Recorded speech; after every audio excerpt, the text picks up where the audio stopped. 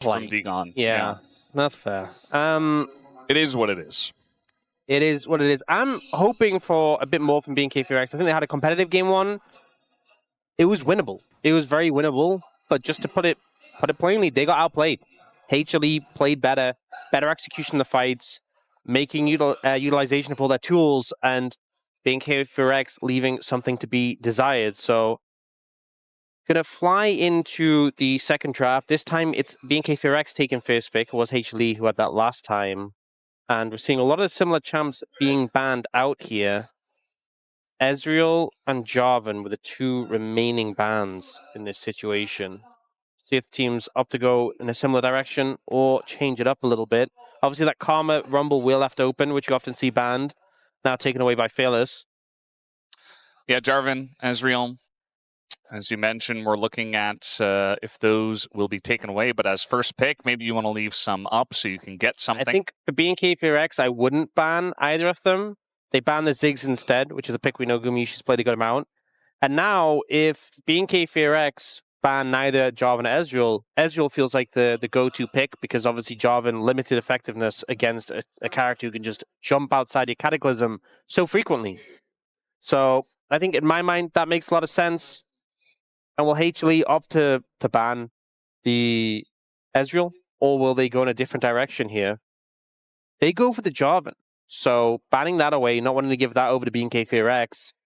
Ezreal, obviously a very high priority pick, but instead going for the Lucian. Not as concerned about Ezreal with Jarvan off the cards. Lucian Milio, something that was passed over in the last draft. Are we going to see Ashe Seraphine into it? Uma seems like he's asking in depth about what Bluffing wants to do. But no, we're not going to see Vel'Koz. But we could definitely see what he first hovered. But it's just going to be Ashe. So many hovers just to get Ashe Seraphine coming through. I've seen this coming. Yeah. But will they pick the Seraphine now? Will they save it for 3 and pick something different in this situation? The big junglers that pair up with Ashe Seraphine really well are the Xin Zhao and the Pantheon, which are already taken off the cards. But having a jungler alongside them who can kind of dive in and set up the Encore can go a long way. Having a bruiser jungler who can deliver that.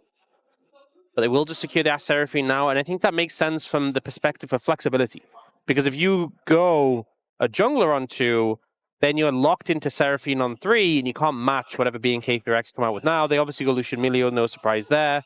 What will they go for here on 3? Knowing it can be matched, it's going to be TF here for VicLa. The extended range for the Milio does actually help when you're trying to set up plays. And also, if you're looking to punish this Ashe Seraphine, you have that global ultimate to put pressure down there. But a good amount of these global abilities removed. But this feels like Zeka saying, well, I'm not going to let you roam because I'm just going to bully you out of the lane. Mel, obviously, a lot of damage early, but also the stun card, not really usable in that matchup as long as the rebuttal's available. And if you stun card into it, get stunned yourself, and then get rooted and bursted, you will just die. That is just never... It's not like you can throw it, get the rebuttal, and then use it again when the cooldown's available. If you throw it into the rebuttal once, you're going to have a bad time. Yeah. Better hope the Milio's there, I guess, but still going to have a bad time, you would imagine. That does mean that there's no jungle selected here for Hanwha Life eSports. Might see some of those other ones targeted, like the Pantheon or other front liners as the Nocturne gets banned. Here's the thing, HLE have first prior choice over junglers. I like the Nocturne ban because paired up with the TF, that double global pressure, so difficult for the Ashe Seraphine to deal with, and it very much feels like BNK FEARX's game plan will be to lean towards bot in this situation. And I think because HLE have first pick after the bans, they're fine with a bunch of jungle bans coming through because they're going to get the first choice out of what's left. Neferi comes through as a ban. This is another pick. Honestly, if they got Neferi, that would just be nightmare fuel for TF. Mel, Neferi are possibly the 2 most unenjoyable champions to play TF into. Yeah. Because we've seen it before where the Neferi just waits for the gold card to be thrown and then jumps in the air and dives on you. It's not a fun time. So I think that's a very respectable ban that comes through there. Wukong going to come through, so really trimming the pool of junglers right now. Kanavi clearly happy. There's still like Pantheon available as an option. There's still Lee Sin. There's still plenty of picks. Skarner even, we've seen rising up in popularity. There's a lot of options, but the meta junglers we see so often have really been trimmed out in this pick ban phase. Yeah, definitely trying to take out as many as possible. What's a little surprising to me is that they're putting so much focus on these jungle bans. HLE has last pick. And we know Zeus is a player who loves to capitalize on counterpick and really twist the knife. So it's just a little surprising to me that BNK FEARX kind of handshook on these jungle bans in this situation. Because Kanavi gets first choice now of what's left available, and he's just going to go for the Pantheon, which you can match the global element of the TF. Obviously, a global jungle is different to a global mid, but it means you can be there. And okay. Okay. It is. Get a lot of hovers baiting us in there. Yeah, Pantheon able just to turn up at a moment's notice and keep some safety for your bot lane. Obviously, jungler can just be there regardless, so not a little bit different from a mid with a global ultimate. And now it's kind of moved down the totem pole a good bit. Trundle looking to be potentially the option, but not going to decide on that now. Just going for the Sion blind here, which I think is probably as good as it can get in terms of blinds for BNK FEARX. We've seen Sion be pretty reliable, but this feels like a pretty low damage composition so far that BNK FEARX have on display. I thought they would just pick Jace, you know, even though we're not huge fans, even though there's a Mel on the opposite side. It's so risky because you just, where's your damage? This is Lucian. This is an extremely low damage composition. Especially with the Trundle. I mean, you don't even get damage from the jungle. This is very limited kill pressure, and if Lucian is behind, I don't see BNK FEARX winning this. All eggs on the Lucian basket. And the problem is now, is you need to divert your attention towards the bot lane. That's a guarantee. But Zeus is not going to let you have a fun time in the top lane. You've given him counterpick. He's weighing up his options. The Vayne was hovered, but in the end, going to go with the Ambessa. Now, Ambessa did actually get buffed on this patch. More max health damage on the Q. You're into a Sion. That's pretty good. Now, it is early damage. It scales up to the same amount, but that's definitely advantageous in the matchup. More healing on the ultimate. So, Ambessa with some buffs. Another bruiser for you to kind of buff up with the Seraphine. And when you are a composition with limited damage, I cannot think of a more nightmarish pick than Ambessa. We've seen Ambessa just kind of shrug off even compositions with a lot of damage. But now, you don't really have that. And for BNK FEARX, you need an early lead. You need early momentum. If you fall behind in this game, there's no Ryze Sivir who at 3-4 items are just going to be able to bail you out. The pressure on BNK FEARX right now, if they want to take this to 3 games, I think if HLE manage to get control of this game and push the pace forward, they will just win. Yeah, I can't really see them falling too far behind either. When you've got these matchups that they have, I mean, we'll see what happens in the bot lane. As we've been highlighting quite a lot, it's really going to come down to, does this Lucian get ahead? You know, how much can they get punished down on the bottom side if you're HLE? And we'll have to see what happens as we hop onto the Rift here for game number 2.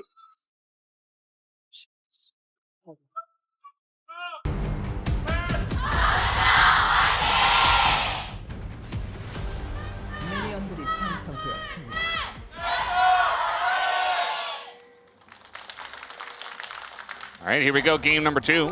This Raptor going to find an angle here on a Kanavi at level 1, but just takes a bite and runs away.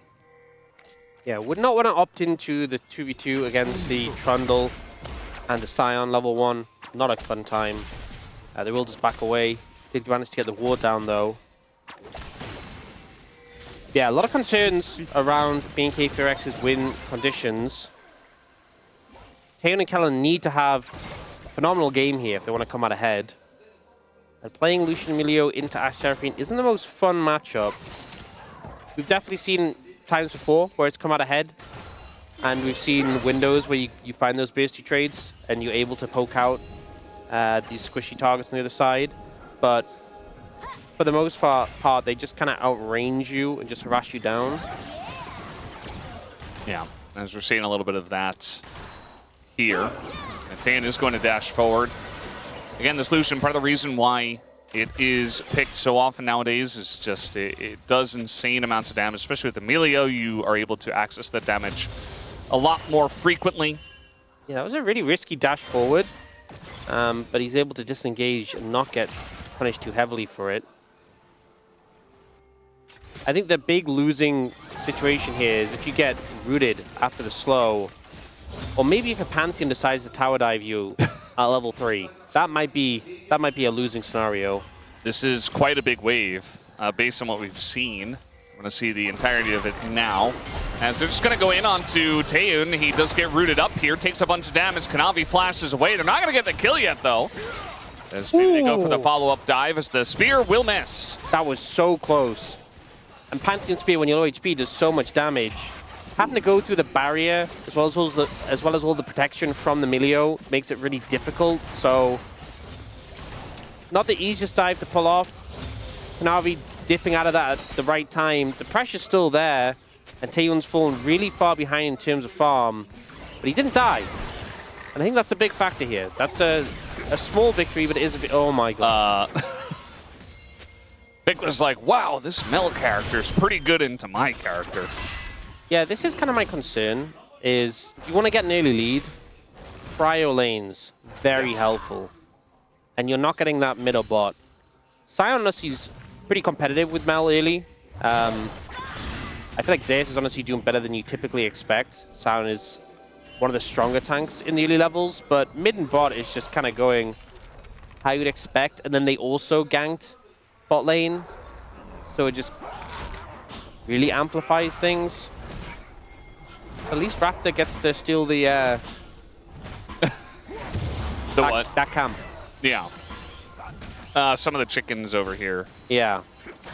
I mean, maybe he can do something on a Zeka here, but again, with rebuttal available and a flash, I mean, he's going to respect it quite a lot and say, well, I just don't want to take any damage either. It's the right call, flash early rather than flash late and potentially die anyway or be chunked out. Nice impact from Raptor, though, with the gank. That's one of the things with the bot lane, even though Taeun's fallen a good amount behind, he was already kind of behind before the gank. And him still keeping his flash after that dive is pretty impressive, and he won't be as vulnerable.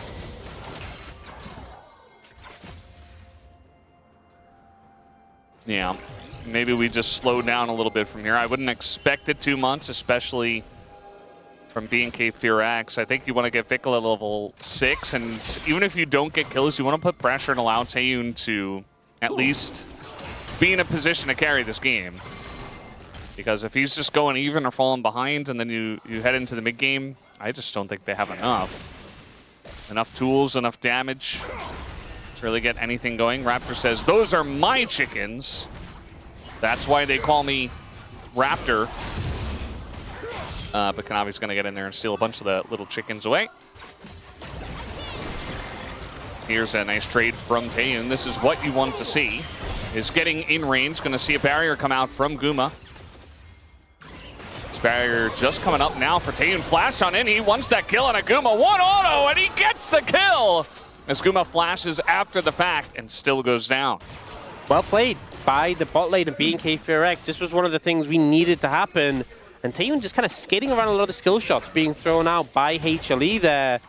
Guma flashing late as well results in not only the kill still going over, but now doesn't have those summoners for protection.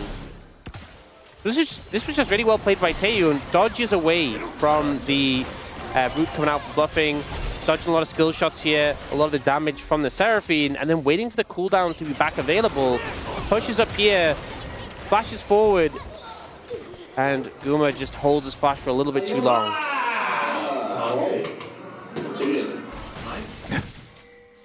Got a lot of guys in that booth. And just one celebration. I think it's cause for very good celebration because Taeun was behind on farm and things were already looking a little bit iffy. But picks up a couple items, gets aggressive, and Guma and Bluffing not quite able to handle the pressure just yet.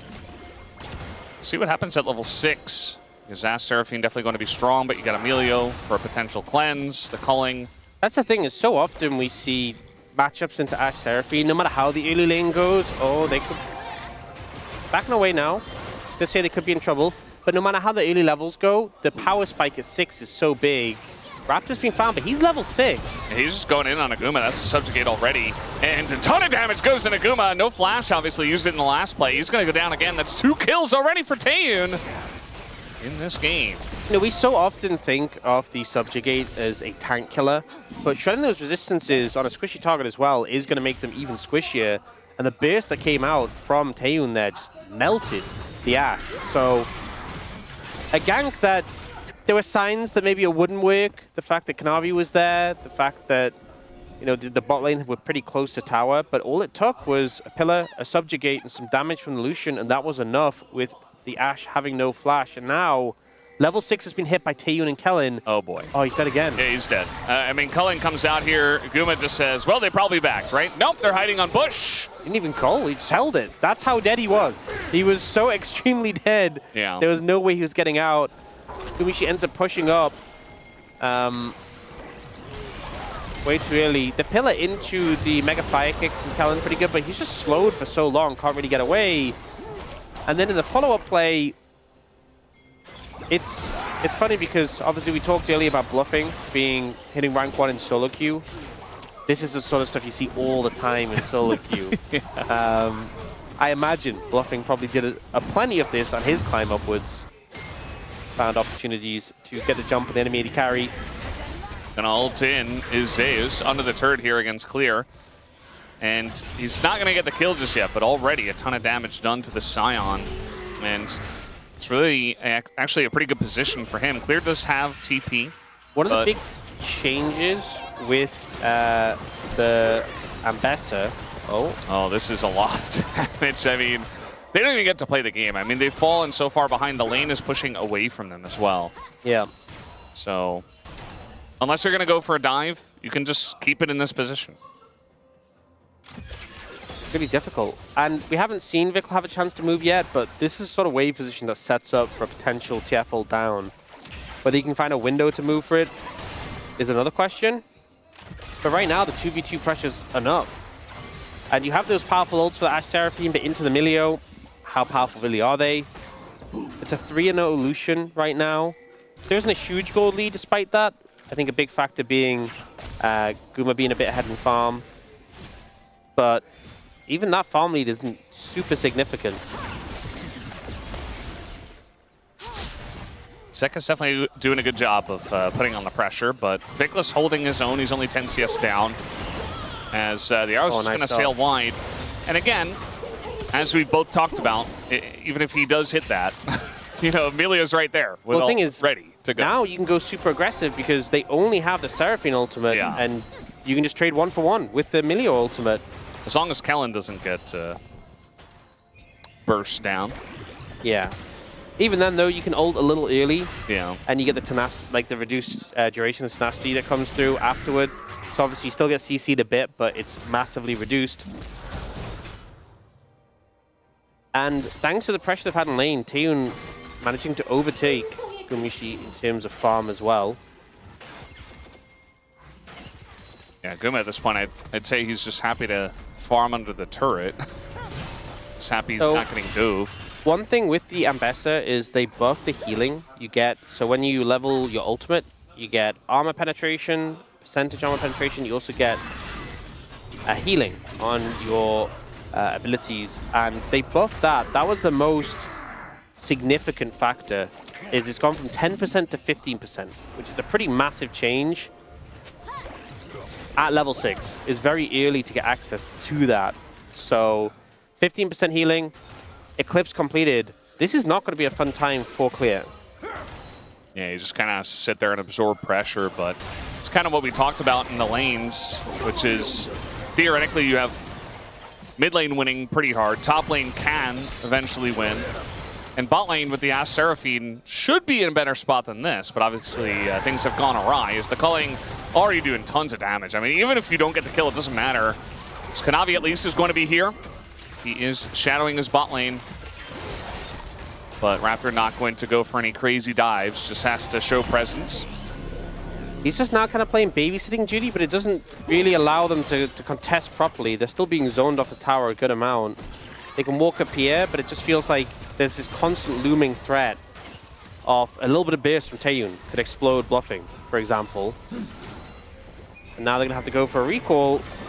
Oh. Oh, that's so What a annoying. Shot. That is... Oh, man. And now Kanavi has to think, oh, I have to be ready to move down again. He has ultimate, of course. But will he get there in time? It's not going to take long for Bluffing to get exploded here. They're going with the TF as well. Yeah, the TF's already here. I mean, TP is coming in, and so is the Pantheon, but they're already dead. They already got the 2 kills. And, I mean, now they're going to try to trade it back, but it's 4v2 technically if Raptor comes back over. And, yeah, I mean, I'm not even sure why they even came down here. That's honestly best case scenario for BNK FEARX is not only do you manage to get the kills, not only do you get out with all 4 members alive, but Kanavi burn ult and Zeka burn TP. You bring them down, they don't get the counterpunch, and it just feels like wasted time for the side of HLE there. A really well played dive by BNK FEARX and getting a lot of value from the Milio because it wasn't just the initial removal of CC, but playing around the tenacity that meant everything ended up being shorter. We can see in the replay here. So they get the wave pushed in. They're coming in with the TF as well. Ends up being a pillar here. And the ult from Kellin comes through. The tenacity is being provided. So they can just walk away from the situation. Gumi gets exploded before even popping any summoners as well. Not sure it would have drastically changed the outcome, but I guess the silver lining is he still has those available. But right now, the gold lead isn't massive, but a lot of it's been offset by Zeus having a big gold lead. Until he joins fights, it's more severe than is actually indicated. Yeah. Also, like, the gold here for BNK FEARX is exactly where you want it. you want it on that Lucian. As Zeka, he's like, oh no, I guess I'm just dead. He has to flash away just to survive as the rest of the squad is here. And Raptor, he knows what to do. He's just standing bot. Like, what are you going to do when there's a Trundle here too? This needed to be the focus point for this game, and HLE unfortunately haven't been able to execute on that. This Lucian being monster fed, all the concerns we had about damage, all the concerns we had about, hey, who's going to be putting down the DPS, that kind of goes on its head when the Lucian is this strong, when the Lucian is this fed. And on HLE's side, there is, you know, the concerns of the Ambessa later on that BNK FEARX have to worry about. But for the time being, they have what they need to find momentum in this game. They're going to pick up the second dragon as well. It's going to be a Ocean Soul, which there's some champions here who definitely get some benefit from the Ocean Soul. Bulkier champions who are going to benefit from the healing, but not the best soul. And also, if I'm BNK FEARX, I would really be hoping that on the back of this Lucian strength, on the back of the early bot lane pressure, you could have gotten something like an Infernal or a Hex Tech. Would have really amplified some of the weaknesses of your composition. Well, I guess mitigated the weaknesses. Yeah. All right, looking for Guma again. This is just bully Guma time, I suppose. That's a really nice ult from Bluffing, though. Going to keep them around and save Guma. Taeyun is pretty low, and he's going to go down to Bluffing as well as they run straight into the Seraphine, and they get punished for it. Raptor also going to go down, and this time the dive goes very much awry. Bluffing can't stop him. Use the double W to get over there. An overstep from BNK FEARX is punished, and a lot of gold gone back into their favor. Now, Gumayusi is 0-5-2. Not exactly where you want to be in this game. Well, at least they have a lot of threats, right? And he can still throw an arrow. That is very true. So, don't necessarily need your Ashe to be, you know, giga-fed. Unlike the Lucian, who they definitely need to be giga-fed, as here's the replay. A big factor here was Kellin was a little late on the ultimate. The ult comes through, and the ult from Kellin comes after, so they don't get that tenacity we were talking about. And it means Taeyun ends up super low. Gumayusi doing a good job initially of getting away from the play and buying time that allows Kanavi to come in with a counterpunch. I think the Ashe is just struggling to survive, but you just have to try and live as much as possible and hope your teammates clean up in return. That's kind of how it's going right now. Yeah. Love the timing on that ult from Bluffing. Knows what he's got to do. I do think that dive was a bit overzealous from the side of BNK FEARX. They really did not have much fear as they sent it underneath that turret. Especially when it's something like Trundle, which takes a while to actually output the damage. I mean, he's not giga-fed. If it's a Lee Sin, like maybe you can burst him down. Also, how much gold are you really getting from killing Gumayusi at this point? Yeah, let's be like, real. Do you really need to kill him a 6th time? Or a 5th time in that case? I think if you came out of game 1 and went, wow, Gumayusi hard carried that game, how can we just kill him as many times as possible? That feels like the angle BNK FEARX has taken. And generally, it's been pretty successful so far, but I still have some concerns. Zeus is just ramping up in this top lane matchup. He's almost a full level ahead now. I mean, is a full level ahead. Got a sizable farm lead. I think the game is... oh, yeah, nice. He's dead again. Okay, well, this time the Seraphine isn't here. You can just go for a pretty simple dive this time around. I didn't see, actually, I didn't catch how much gold because Kellin got it, and he was like off screen how much gold he actually got. I don't imagine it was a lot, but hey, the game plan, kill Guma, they're doing it. They're doing it pretty well. Okay, let's see if we can spot how much gold Kellin actually got for this time around.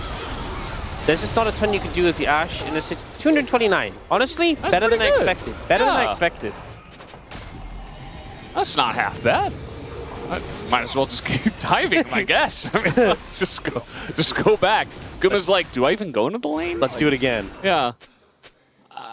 If you're Guma, especially if you're alone, it just feels like you're going to die on repeat. Like, there's really no recourse. I mean, you still have to farm the minions, even if you do die. I kind of disagree. I think even if he's not alone, I think he's still... Yeah, he's still at risk. It feels like the play from HLE is Guma dies and we clean up because we counteract. But Guma still dies. We're struggling to see these situations where he doesn't die. 6 deaths. It has just kind of been a lot of focus on him. But as I said, my concern is still, like Zeus on 2 items, if he joins this next fight, I can just see him just taking over and being an absolute monster. So, another thing though, we have the Gluttonous Greaves from Taeyun. Every time he kills Guma, he's getting a new stack. So there's that, at least. It's all according to plan. And Taeyun does have to be pretty sharp. I mean, the second the Ambessa joins the fight, like, you got to dodge her ult, but also you have to position pretty much perfectly and, you know, calculate how many dashes she has and stuff like that to make sure that you're not in danger of dying to her, because she will be the one big threat on the enemy team. Calculate how many dashes he has? All of them. Yes. Well, as Guma gonna absorb some pressure in mid. Raptor does have to flash away, and here's the TP in from Zeus as well as from Clear. Okay, so Guma's chunked out now, but Zeus is here with that shield as well. He is a big cause for concern. Gonna have this 5v5 coming out. You see the Milio ult already gonna be thrown down as there's the Rift Heralds, and that one was put down by Kanavi, so just gonna essentially zone them away with this. Gonna just go for the knockup instead, and then the stun, looking to isolate VicLa as that ult is big from the side of Bluffing, gets on a 2 as Guma dies, but who cares? Because this is a massive win to the side of HLE as they pick off 2. They're looking to take down Clear as well, and that they will. A big team fight win here for HLE. Massive team fight win for HLE, and yes, Guma dies, but that was part of the plan. We said that, Brendan. We established that no matter what was going to happen, this game, Guma does just die, but they get the team fight win off the back of it. And I think a big thing was here, Kanavi goes in, stuns Taeyun, and we get a very early ult from Kellin. That now not being available, you look at Bluffing, he's instantly in his mind thinking, oh, I am now the major threat. And this ult here doesn't catch Raptor. Actually, does catch Raptor. It doesn't catch VicLa, but it catches Taeyun. Yep. And the ult follow-up from Zeus is there. And he just gets obliterated. Yeah. Remember I said there's so many different threats that you have to dodge if you're Taeyun, and you can do it with, you know, being a Lucian that has flash, that has dashes, and Milio, but was not able to flash away from that ult. I feel like Taeyun should have also known, like, hey, we don't have Milio ults. What are the things that can threaten me? Well, that's the big one. And he got hit by it, and unfortunately, if that happens, you know, much like VicLa not going golden in the last game, might come back to bite him. I think you should have held the Milio ult in that situation because there wasn't a follow-up on the stun. But also, I think once you've used it, I think you just go, it's one dragon. It's an ocean dragon. Because now Help BNK that. it's a little scary approaching this. So now you don't get the dragon anyway, but you also lost that fight. Well, not ideal. Yeah. For BNK FEARX. They still have the kill lead, but down 2,200 gold, which is basically just Zeus, if we're being honest. Yeah. Sion has a lead, but it's not insurmountable. I mean, he can definitely still die as well. They're just going to throw everything into clear and say, we can kill anything. And, you know, BNK FEARX is the comp that has the one threat. Yeah. Hanwha Life eSports have many threats. This time, Kellin holds his ultimate, Clay holds his ultimate. I think one of them should have used it to get him out of that CC chain. They don't. And HLE just feels like they've ramped up to the point they're so threatening with all this CC. Yeah, and now what are you going to do? I mean, your Lucian is strong, but you're down your Sion, you don't have a front line. You're just being pushed in. The Baron buff was taken at 20 minutes, essentially, by HLE. They're getting a decent amount of value out of it already. Looks like they should get bottom turret on top of it all. Top lane has been a disaster since the beginning of the game, it feels like. Zeus did a lot of work up there to push that lane in. And Zeus is going to probably go for Death's Dance next. At that point, is it just doomed? I don't know. We'll see.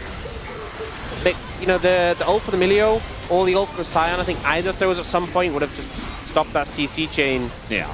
And they just kind of don't. End up losing another member, losing a lot of pressure around mid. And you can just see how HLE have sort of taken control of this side of the jungle, playing through both of these lanes. They are looking for clear now. Yeah, I don't know if they can actually get him this time. A little ambitious. They'll get some poke onto him. Look for the tower here. I see Kanavi's pushing mid in the meantime. They could just get both of these in the towers right now. Gonna throw an arrow as well in clear. I mean, eventually he just ults away, right? And the damage is pretty huge, but it's still Sion. I think he learned his lesson from the last time. I think so. This time using the ult to disengage. No magic resist, by the way, on this Sion yet. So Zeka absolutely melts him. And they don't kill him, but they push him away. You know, they're able to access the inhibitor, as now VicLa just trying to ult away from this one. He will be able to. Yeah, a little early on the stun there from Kanavi. And Zeus just able to frontline. I mean, there's really no threat. Sion's like, I'm just going to throw out a calling. I cleared the wave. I did it. Oh, flank coming in from the Sion. No ultimate available. Can he corral them in for the rest of his team, or will he just get focused down? Yeah, I mean, he's just trying to keep them around, it looks like, but he's very far ahead of the team. The gold card is going to land, as that is a very nice ult, but immediately gets canceled by the Milio. So not able to keep them around, and now Zeka in a little bit of trouble. He's going to have to flash away. Kanavi's just pushing top. So you can see that BNK FEARX is trying to force this 5v4. As the flash on in, Guma says, I will not die for the 8th time. Thank you very much. And that's a good play from him. They're able to just push the top lane. Yeah, they were kind of playing with fire a little bit there, but able to keep away from BNK FEARX some of that critical skills. Zeka and Gumayusi burning their flashes to stay safe. But in the meantime, Kanavi just pushing top lane, getting damage done to these structures. Bit of a weird scenario.